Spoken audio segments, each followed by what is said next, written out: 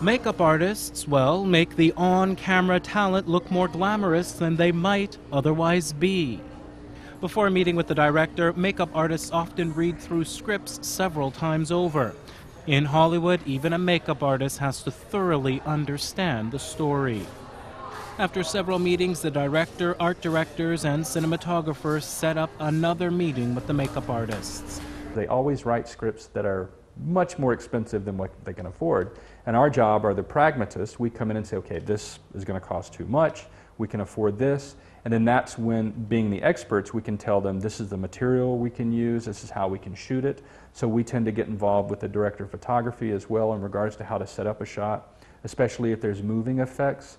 Like if you cut a throat and you have blood spray, they need to know where the tubing's going to go and where the people are going to stand.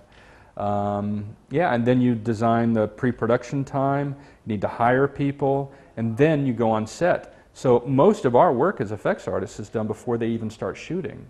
What they discuss is not only art, but mainly about budget. Makeup artists have to prove that they're able to work within budget as well as contribute their skills to the film.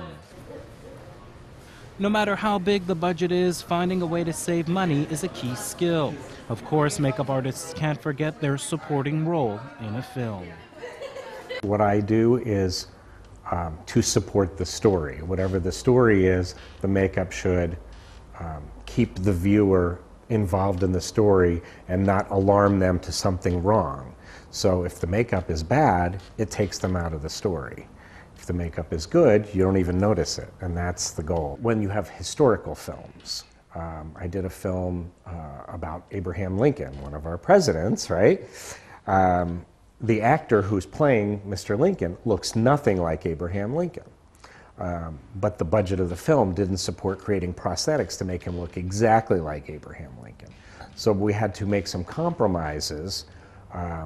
So how do I take this actor and give the impression to the audience that it is Abraham Lincoln, believably enough that they don't go, this guy doesn't look like Lincoln.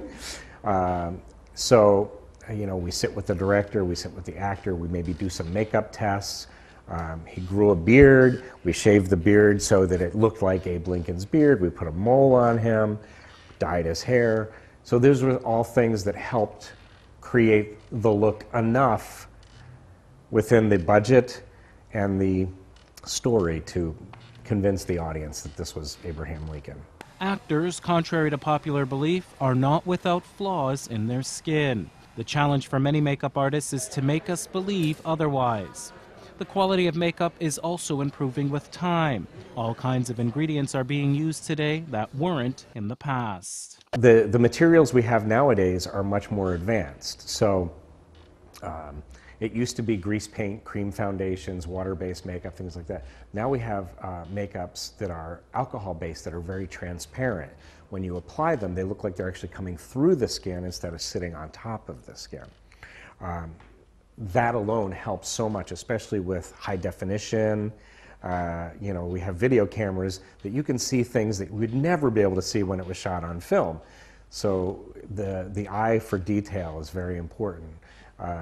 You can't always train someone to how to have a good eye, but at least we can teach them in the techniques so that they can see layering of colors and things like that to look like they're part of the person instead of sitting on top like a mask. Today, there's fear that CGI technology could replace the role of the makeup artist. In the digital age, there's Photoshop, 3D software, all of which can create a person that can easily be altered. This costs much less time and money. But don't worry, the makeup artist isn't going anywhere anytime fast. But there's always going to be makeup to apply to create characters. Maybe some of the big rubber monsters are going the way of digital, but my goal is to always have a marriage of the two. Jurassic Park was a great example of practical and digital merged together so that you believe dinosaurs are running around, you know, alive today instead of 60 million years ago. So there's always going to be makeup, there's always going to be supporting the story.